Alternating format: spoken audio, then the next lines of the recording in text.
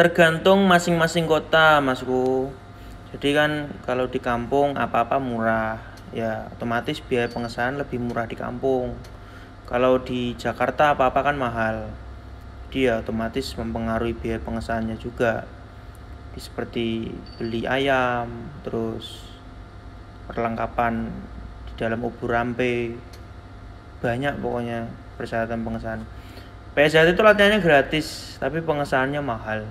Bahkan bisa disebut PSJT ini merupakan aliran bela diri pencak silat dengan biaya pengesahan paling mahal seluruh dunia paling.